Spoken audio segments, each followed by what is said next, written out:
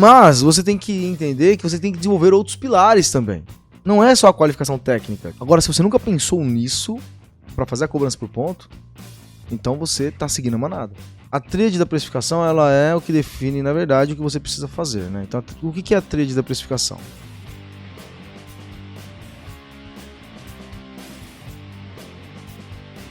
Fala, Leão! Seja bem-vindo a mais um podcast Eletricista Classe A, o podcast que vai fazer você, eletricista, se tornar um eletricista fora do padrão, ou seja, um verdadeiro eletricista Classe A. Eu me chamo Everton Moraes, líder do Movimento Desperta Leão. Eu sou o Victor, professor e coordenador aqui na Sala da Elétrica. E hoje nós vamos para o nosso... Qual que é o episódio do podcast? 33 agora? Episódio 30, o Gabriel fez assim pra mim ali atrás das câmeras ali, ó. 33. Episódio 33 do nosso podcast Eletricista Classe A. Na verdade, foram mais, né? A gente teve que tirar alguns do ar depois que a gente mudou o nome do podcast, né? Exatamente. Mas a gente tá regravando aqui esses conteúdos. Aliás, esse aqui é um dos conteúdos que tinha dado muito certo acho que era o episódio 12 da versão anterior do podcast. Porque realmente é um assunto que dói bastante no eletricista, né? E talvez ele nem saiba que tem esse problema. O tema do nosso podcast de hoje são os 3 erros que você comete ao se tornar eletricista independente, né? E pode até parecer um nome bonitinho é pra chamar atenção. A verdade é que não, né? A verdade é que realmente são 3 erros que devem ser evitados incondicionalmente. Legal. Né? Qual que seria o primeiro erro, Everton, que o eletricista... Assim, antes de mais nada, né? É o eletricista que ele se torna independente, que ele vai começar ali a vida como independente, ou esse erro pode ser cometido por eletricistas mais velhos, por exemplo? Não, todos eles. Tem alguns que estão cometendo esses erros há muito tempo, né? Mas antes de falar dos 3 erros em si, o primeiro erro, vamos entender um negócio que é bem importante. Como é que o eletricista ele se torna eletricista? 2 coisas podem acontecer. Ou ele vai, de repente, ser demitido da empresa onde ele atua, e aí ele decide se tornar independente, né? Então é um processo de decisão. Ou se não, ele se desliga da empresa pedindo demissão ou algo parecido e também toma a decisão de se tornar independente. Né? Só que a gente não aprende na escola. Você fez curso de elétrica, você fez curso técnico, engenharia. A gente não aprende na escola como cobrar o nosso preço, o nosso serviço. Não, e acho que a maioria dos professores... Eles também não têm essa noção. Eles podem ter uma noção boa técnica, né? Exato. Mas dificilmente tem assuntos relacionados à precificação nessas escolas técnicas. Eles não são normalmente empreendedores, né? Eles são grandes profissionais e tá tudo bem em relação a isso, mas eles são grandes profissionais, só que não traz esse contexto de precificação. Aliás, agora dia 9 de novembro, eu não sei quando é que você está ouvindo esse podcast, mas agora dia 9 de novembro de 2023, eu vou lá no Senai, Celso Charuri, em Guarulhos, para dar uma palestra, um treinamento, né, de cerca de 3 horas ali, a respeito de como elaborar orçamento e como fazer precificação. E esse treinamento é em função dessa necessidade. Poxa, a gente não tem nosso know-how aqui na escola. Essa questão de cobrança, né, como cobrar do cliente, então convidaram a gente para ir lá fazer essa palestra, esse treinamento, né, para os alunos da parte de elétrica lá. Pois bem, como a gente não aprende na escola, aí o eletricista ele decide se tornar independente, prestar serviço na área de elétrica, e a primeira dúvida que ele tem é como que eu vou cobrar? O primeiro erro, de fato, é a questão de precificação. Então, por exemplo, eu vou cobrar baratinho porque assim ele vai me indicar. E aí ele me indicando, eu vou ter mais clientes. Depois eu começo a cobrar um pouco mais caro. É um erro, né? O problema de você ser indicado porque... eu indico ele porque ele cobra mais barato. O outro cliente, o próximo cliente, ele vai querer que você cobre o mais barato também. E aí você fica num ciclo vicioso que você nunca consegue aumentar seu preço. Exato. Porque aí, principalmente quando é indicado, né? Ele fez pra mim por tanto. E agora? Você vai cobrar diferente da pessoa que é cliente indicado? Não dá, né? Então, e outra coisa, você não pode contar com o ovo que não existe ainda, né? Eu vou mudar um pouquinho o termo aí pra não ficar tão feio aqui no podcast. Mas, eu vou vender mais barato para que a pessoa possa me indicar, sendo que eu não tenho nenhuma estratégia de indicação. Então a precificação é um negócio bem complexo. E aí a primeira coisa que acontece é as pessoas, vou procurar sobre como precificar. Qual que é o método de precificação que sempre o eletricista encontra quando ele vai procurar sobre precificação? Ele busca a tabela de ponto da cidade dele ou do estado. Preço por ponto. Ele cobra por ponto. Eu lembro quando eu fazia Senai, e aí existia um momento lá que eu sabia que eu poderia. Eu tinha quase certeza que eu seria desligado da empresa onde eu trabalhava, porque eu estava no processo de alistamento militar. E aí eu perguntei pro meu professor, como é que eu cobro? E aí ele me respondeu uma coisa que ficou na minha mente, né? Ah, a forma mais fácil de cobrar é por ponto. E realmente é o mais fácil, né? Uhum. Ah, R$ 30 o ponto, R$ 35 o ponto, R$ 50 o ponto, né? Mas é o mais fácil, nem por isso é o mais eficiente ou o correto. Cobrar por ponto é meio que ir junto com a manada, né? É como você fazer como todo mundo está fazendo. Uhum. Com certeza. E isso é um problema, né? Porque quando a gente olha a cobrança por ponto, a gente considera o quê para definir o preço? Se você que está ouvindo a gente aqui agora no podcast, assistindo a gente aqui agora no podcast, você cobra por ponto, mas você tem toda uma estrutura de precificação, você coloca ali o seu custo, o seu lucro, os seus salários, impostos, para você definir o seu preço por ponto, ok. Agora, se você nunca pensou nisso para fazer a cobrança por ponto, então você está seguindo a manada. Apostando em algo que alguém disse um dia para você. Isso é um problema. Porque o ponto, ele não é só aquele ponto da tomada. Ele inclui a passagem de cabos, que você não sabe onde que você vai passar esses cabos. De repente tem um conduíte lá, um eletroduto, tem uma pedra dentro, né? Um pedaço de concreto, ou ele tá amassado. E aí a sua hora dentro daquela obra vai aumentar. A quantidade de tempo para entregar aquele serviço, né? É. A gente pode ser um pouco exagerado aqui, mas vamos supor, eu chego para fazer um orçamento de uma residência e aí tem 5 pontos lá naquele cômodo. 5 pontos de tomada, mais 1 ponto de iluminação. Uhum. 5 pontos. E aí eu cobro R$ 30 o ponto. Se eu for num galpão que tem 5 pontos de tomada e 1 ponto de iluminação, eu vou poder cobrar os R$ 30 por ponto? Se puder, você até pode, mas com certeza você vai perder mais dinheiro porque você vai ficar mais tempo lá, né? 2, Exatamente. 3 vezes mais o tempo do que numa casa. O pé Exato. direito provavelmente é mais alto. A quantidade de cabos a serem passados é maior, as distâncias, então a quantidade maior de cabos. Eu tenho um serviço que vai ser entregue de uma maneira muito mais complexa. Então não faz sentido usar como único e absoluto método de cobrança o ponto. Mas, de novo, se você estrutura o seu preço por ponto e fala assim, ah não, Everton, mas nessa situação que você deu exemplo, na casa eu cobro 30 e no galpão eu cobro 65. Tá, tudo bem. Porque você estruturou ali uma forma de precificar a complexidade também, né? Qual o problema de cobrar por ponto e ter níveis de precificação diferente por ponto para situações diferentes? Quando o seu cliente te indica, por exemplo, nossa, ele cobrou aqui R$ 30 o ponto. Aí o outro cliente fala, ah, bacana, vou chamar ele. Aí você cobrou R$ 30 esse cliente 1 e o indicado é mais complexo, você cobrou 55. Se esses clientes de alguma forma se conversaram, aí esse cliente que foi indicado falou assim, ah, mas você cobrou 30 e agora você está cobrando 55 meu? Ou seja, a cobrança, tudo bem, você vai conseguir explicar, mas já vai gerar uma objeção, Uma desconfiança ali, né? uma desconfiança no meio do processo já de precificação. E o que é que define o aumento de preço do ponto que você está prestando? Complexidade do serviço. O que a complexidade gera dentro de uma entrega de um serviço? Tempo. Tempo.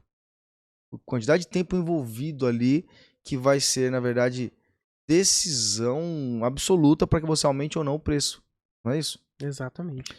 Por isso que a gente fala bastante sobre essa questão de ficar buscando preço por ponto, tabela de preço. Quem é que está ouvindo a gente que é independente já da área de elétrica, nunca pesquisou assim? Ah, tabela de preço 2023 do eletricista em São Paulo. Né? Com certeza, muitos pesquisam, porque eles não. Talvez eles não tenham tido acesso a essa informação, né? Que nós Exatamente. estamos passando aqui para eles. Ah, Everton, mas é que na verdade eu me baseio no preço do concorrente. Então eu vejo quanto que estão cobrando aqui, eu tiro um valor, eu vejo que mais ou menos é bom para mim e tal, e vou lá e faço a minha cobrança com base no preço que é praticado no mercado. O problema disso, seja por ponto ou por qualquer outro método, é que você não sabe por que o seu concorrente cobra daquele jeito. Talvez ele cobre R$150 ali para fazer um ponto, mas ele só cobra R$150 porque ele tem 5 funcionários, 2 veículos, um aluguel de R$3.000 para pagar da oficina, e você não tem nada disso. Você não precisa cobrar esse valor no seu orçamento. Faz sentido? Exatamente. Seria injusto com o cliente, né? Exatamente. Ou seja, e outra coisa, né? Eu tenho que entender que o ponto de contato com o meu cliente, a percepção de valor que eu tenho ao longo do processo, me faz ter, na verdade, uma âncora de valor percebido, né? Bom, então assim, a tríade da precificação, ela é o que define, na verdade, o que você precisa fazer, né? Então, o que é a tríade da precificação? A gente já falou vários podcasts sobre isso, mas eu sempre defendo que você deve estruturar o seu preço por hora trabalhada. Você nunca vai cobrar do seu cliente por hora. Fique claro isso. Uma coisa é uma coisa, outra coisa é outra coisa. Ok? Então você estrutura o seu preço por hora e você vende o seu preço por empreitada. Como é que funciona? Eu vou lá e defino o meu preço. Se você já acompanha nossos conteúdos, se você faz parte do aplicativo Orçamento Incontestável, você sabe do que eu estou falando aqui agora. Mas, por exemplo, eu entendo qual que é o meu salário, eu entendo quais são os custos da minha empresa. Então, ó, primeiro pilar da tríade, salário. Meu e dos envolvidos. Segundo ponto da tríade, os custos que eu tenho, né? E custo e despesa é diferente. O custo seria mais voltado para me manter. Para manter.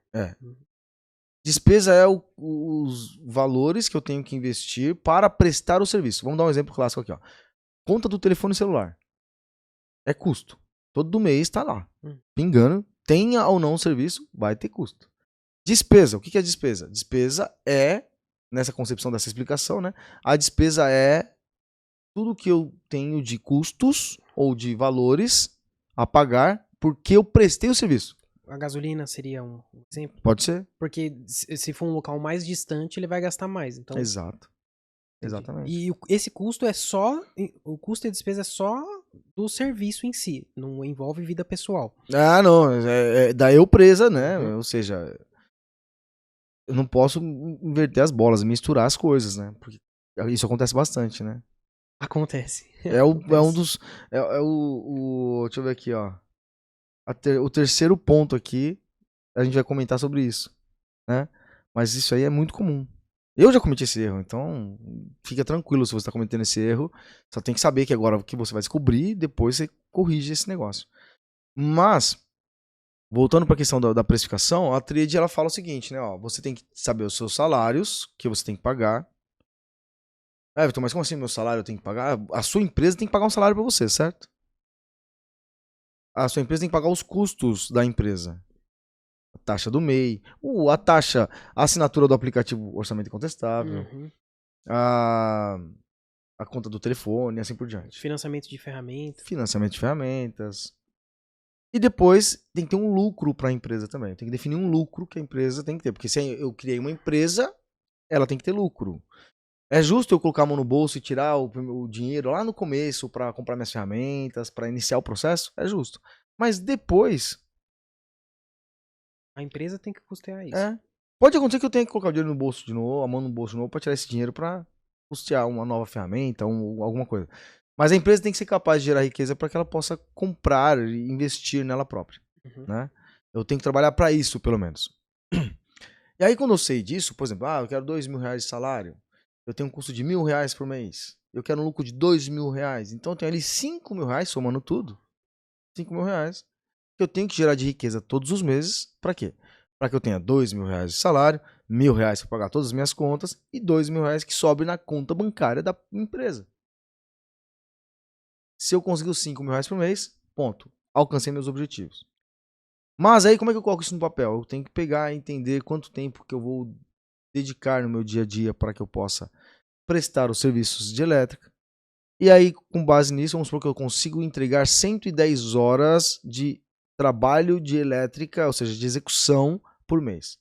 Ah, eu consigo 200 horas. Mentira, não consegue. Tá? Ouve nosso podcast, que eu não lembro o número agora. A gente já pôr na descrição aqui qual que é o podcast de precificação. Tá bom? Da trilha da precificação.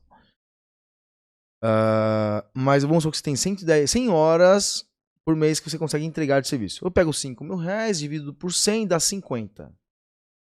Pois bem, agora eu sei que minha hora custa 50 reais. E não é por achômetro. É com base nos meus objetivos de lucro, salário e custos. Ponto. 50 reais. O meu esforço vai ser preencher essas 100 horas por mês.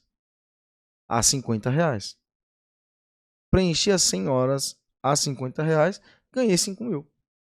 O número não mente. O número não mente, né? Agora, como é que eu cobro o meu cliente? Eu não vou cobrar por hora. Qual que é o problema de cobrar por hora? É o cliente... É objeção, né? Objeção. Tipo, você tá fazendo cera aqui... Exato. Mas você vai cobrar por hora? Se ficar 1 hora ou 10 horas aqui, como é que eu vou saber que você...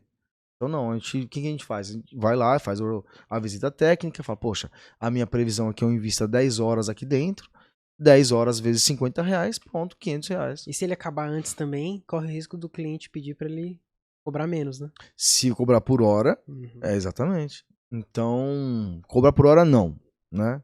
Então, assim, ó, entenda a precificação, ouça nosso podcast sobre precificação e entenda como que é a precificação por hora no alicerce, né? Ou seja, como que você faz a estrutura da sua precificação, tá? Segundo erro importante. Mas antes do segundo erro, deixa eu falar para você aqui, fazer o meu merchan aqui, né? Você precisa fazer o seguinte, né? Ó. Você deve saber que a sala de elétrica tem vários produtos para vocês. Só que a gente tem um produto que é a imersão eletricista classe A, que ele é extremamente valioso para você. Tem um aplicativo orçamento incontestável também. Então, o que você vai fazer? Você vai aqui nesse vídeo tem um QR Code, tem um link.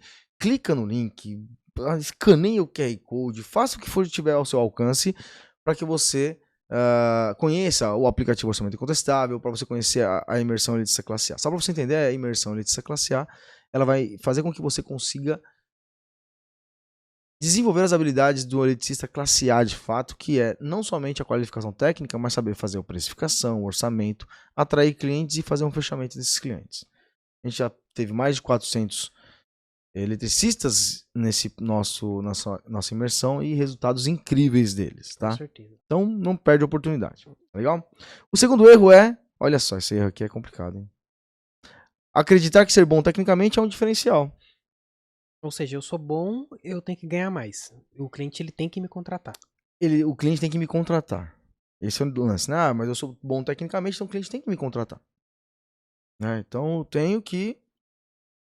Sou muito bom, fiz vários treinamentos no Senai, na sala da elétrica. Tenho muita experiência. Muita experiência. E aí o cliente está me comparando com o Zé Faísca, que mal sabe fazer o que eu faço. É um problema isso, né? Porque ser bom tecnicamente não é diferencial. Ser bom tecnicamente é obrigação. É o mínimo, né? Você iria no médico, cirurgião do coração, que não fosse bom tecnicamente naquilo que ele faz? Com certeza não, né? Quando você vai comprar um produto ou um serviço, você espera que ele seja o melhor possível, né? Exatamente. Ainda mais quando envolve saúde ou alguma coisa que você lutou muito. Uma casa, por exemplo. Você vai reformar uma casa. A pessoa está realizando um sonho. Com certeza ela quer que o melhor profissional coloque a mão nela. Exatamente.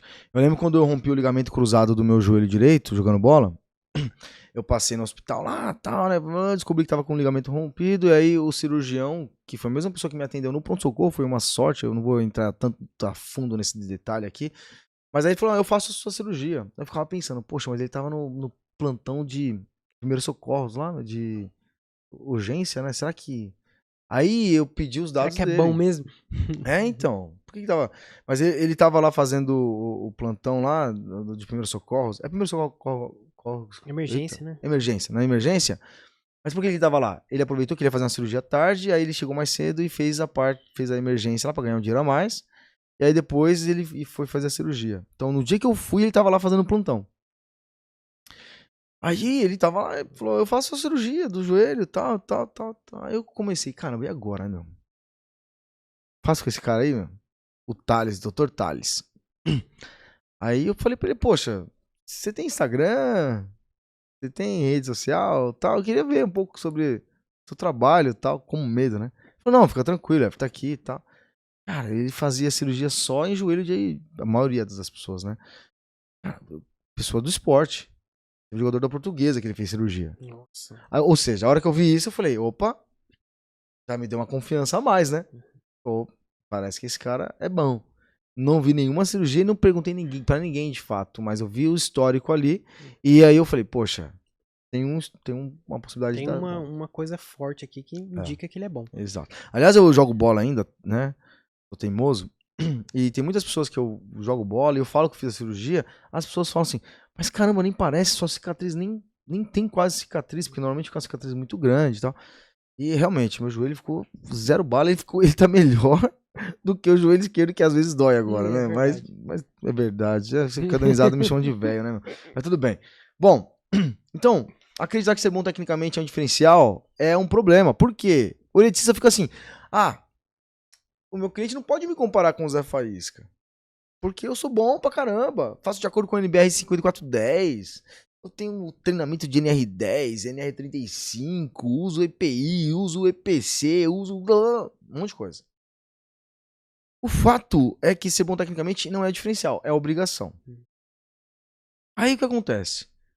Você usar também na sua comunicação de vendas, no fechamento inevitável, usar esses atributos técnicos, talvez não funcione, né? É chato pro cliente, né? É chato pro cliente. O cliente nem sabe o que é ABNT.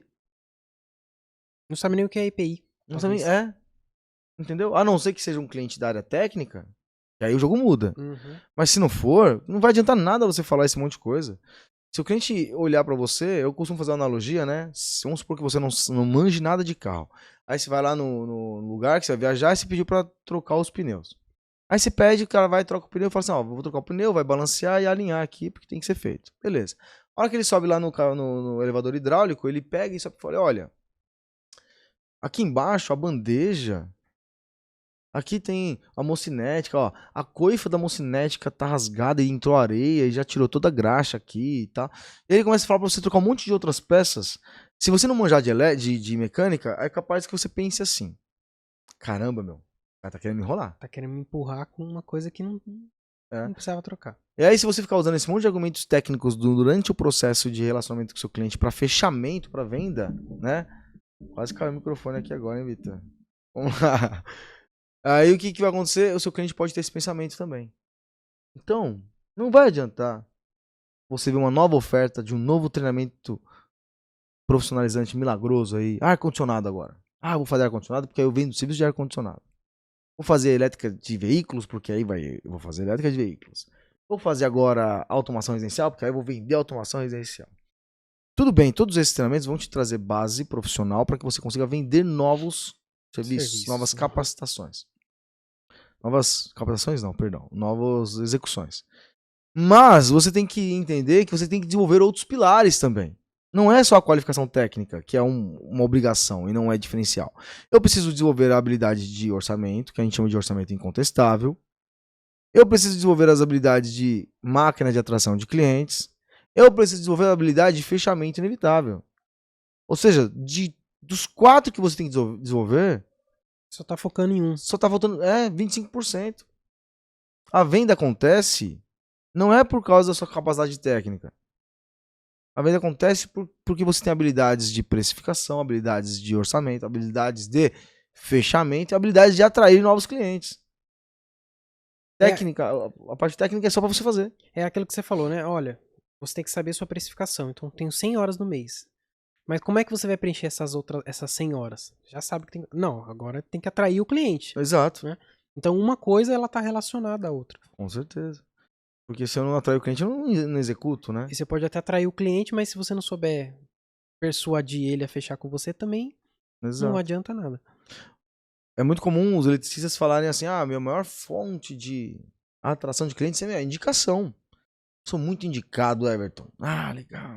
É bacana, quando você é bastante indicado, é muito bom, porque tá mostrando que o seu serviço é bom. Agora, ser muito indicado tem um problema. Tem mês que você não vai ser muito indicado. E aí você vai passar semanas, dias sem serviço porque ninguém chegou até você. Então eu preciso desenvolver as habilidades de atração de clientes que sejam além da indicação. Ok? Não precisa parar com a indicação, né? Isso aí, exatamente. Então tem que ficar muito ciente para você a respeito disso. Aliás, uma coisa importante, né?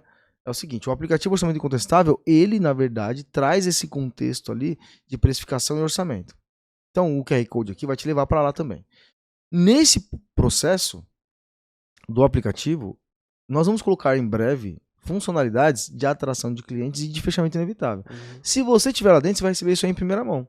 Se você não estiver lá dentro, aí quando você for entrar, você vai pagar mais caro. Já vou deixar avisado isso aqui. Então, clica aí no link, escaneia o QR Code e corre. Vem para dentro do aplicativo Orçamento Incontestável e você vai ter uma solução na sua mão incrível, tá bom? Bom, terceiro erro. Aquele que a gente falou que falaria, né? Ter a conta bancária da empresa misturada com a pessoal. Eu já vi muitos eletricistas fazendo isso. Eu já fiz isso, pô. Eu já fiz isso, né? Então, usar o cartão da empresa para pagar as contas de casa. Eu já fiz isso no início da sala da elétrica, né? Então, erro feio, né? Acho que tem muito profissional que tem um pequeno negócio assim que acaba fazendo isso, né? Pode perguntar, o eletricista, ele pega o Pix dele de receber o serviço, é o Pix dele, não é da empresa. E hoje, a gente tem uma facilidade grande de fazer uma separação disso. Eu não tô falando pra você, eu sou informal, Everton, não tenho empresa ainda. Tá tudo bem. Cria uma conta bancária na pessoa física e uma bancária na, pessoa, na outra pessoa física, você de novo, né? Cria uma conta no Nubank e outra no Banco Inter. A do Nubank é sua e a do Banco Inter é o que você vai gerenciar para fazer o recebimento. Porque uma coisa importante é a parte emocional, né? Eu preciso entender se eu tô alcançando aqueles 5 mil reais que eu prometi para mim mesmo que eu alcançaria. Então, eu preciso ter essa clareza. Quando eu vejo que eu tô alcançando, aí o jogo começa a mudar. Hoje, se eu pergunto para a maioria dos eletricistas que acompanham a gente ou que estão numa fase de aprendizado e de construção para se tornar eletricistas classe A, é comum eles falarem assim, Everton, eu nem sei direito quanto que eu ganhei, porque na verdade eu ganho, eu acabo gastando, porque tá na minha conta pessoal e tudo mais. Não dá pra saber se o gasto pessoal dele foi maior naquele mês ou então ele vendeu menos serviços de elétrica. Exato. Então, você tem que ter essa clareza. Não adianta, porque lembra que eu falei que a sua empresa tem que ter um lucro? Como é que você gerencia o lucro da sua empresa? Onde é que está esse lucro? Você gastou com a despesa do mercado? Ou com o passeio no final de semana? Então, você não sabe. Eu não tô falando pra você que você não possa pegar esse dinheiro lá da empresa lá. Mas receba em um lugar específico. Emocionalmente, você vai ver o que vai acontecer com você. Você vai começar a ver esse negócio acontecer e falar, poxa, eu achava que tava meio ruim, mas eu tô ganhando dinheiro. É que eu tô gastando demais. Ou ao contrário também, né? Caramba, eu tô precisando vender mais, porque eu não tô alcançando o meu resultado.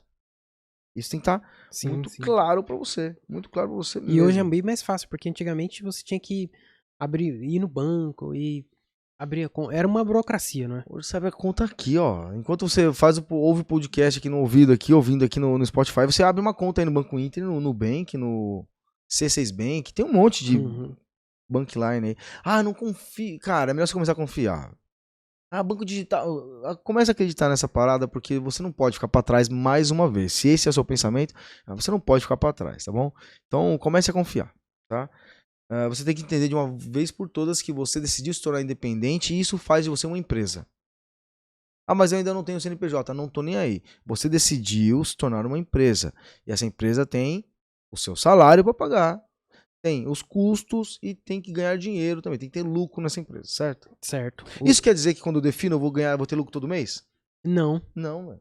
Mas pelo menos você vai ter clareza que naquele mês você não teve lucro e vai te tirar da zona de conforto. Exatamente. Para fazer coisas diferentes. Exatamente. Esse é um pilar muito importante que você tem que entender. O Vitor foi matador aí agora. Tá? O lucro da empresa, ele também é o indicador é o principal indicador do eletricista? Eu acho No que mês, assim? Então no início não. No início não é o principal indicador. O principal indicador do eletricista é preencher a quantidade de horas que ele fez a previsão. Uhum. Porque ele vai errar na precificação. Vai errar durante a jornada. Depois o lucro vai se tornar um indicador importantíssimo. Tá? Mas o primeiro indicador é preencher as minhas horas, ou qual é a minha capacidade de preencher as horas que eu me propus. Eu falei que eu tinha 100 horas no mês, mas eu consigo preencher de fato essas 100 horas? Uhum. Aliás, isso foi uma discussão na mentoria que eu fiz aqui segunda-feira com os eletricistas classe A, na mentoria eletricista classe A. Porque tinha um mentorando lá que por algum motivo não estava conseguindo ter o resultado que esperava, e aí a hora que a gente colocou no papel, a precificação dele estava com 150 horas de execução no mês, mas ele estava conseguindo entregar no máximo 90. Nossa, era uma discrepância. Quase dobro a quantidade de horas disponíveis que eu não estava alcançando. Uhum. Ou seja, nesse caso, eu tenho duas coisas que eu preciso fazer. Ou eu aumento as minhas atividades de prospecção de clientes, na minha máquina de atração de clientes, ou eu recalculo meu preço por hora com base nas horas que eu consigo entregar. Como a família exige muito dele e tal, tem uma série de coisas. Então, a decisão foi, vamos reajustar o preço por hora. Ou seja, ao invés de considerar 150 horas no mês, coloca 90. Ah, mas vai ficar muito caro o meu preço. Pô, cara, a sua empresa tem uma única obrigação, que é satisfazer o dono nos seus desejos. Então, a sua empresa tem essa obrigação. Ah, vai ficar caro. Então, você vai criar métodos de aumento de valor percebido para que seu cliente entenda que você vale aquele preço. Com certeza. Ponto final. Então, é um ponto muito importante. Mas como é que a gente teve essa clareza? Olhando para a conta bancária, olhando para a precificação e tendo clareza ali sobre os indicadores do mês. Ah, teria que ter fechado 10 mil esse mês e fechou só 6. Que raio está acontecendo? Ou eu precifiquei errado ou não trouxe cliente. E aí tem que investigar para saber qual desses dois foi realmente. Exato, eu tenho que ter uma análise consciente, né? Consegui as 100 horas no mês? Consegui. Ótimo, então meu preço está errado. Não consegui as 100 horas. Poxa vida, então tem que atrair mais clientes. Ou diminuir na minha precificação a quantidade de tempo para que eu tenha um objetivo alcançado com aquela quantidade de horas que eu tenho disponível, que eu consigo executar, para que assim eu possa ter iniciativas de melhoria do resultado final. Legal. Só que tem todos os dados na mão. E ser bem sincero e consciente na hora de analisar, né? Claro. Exatamente. Ser maduro. Uhum. Eu preciso ser um elitista classe A. É por isso... Não vou deixar de fazer Tem um link, um QR Code aqui no nosso vídeo, na nossa tela. Escaneia, clica. Vem conhecer o aplicativo Orçamento Incontestável. Vem conhecer a imersão elitista classe A que é pra você. Tá legal? Então, não perca tempo.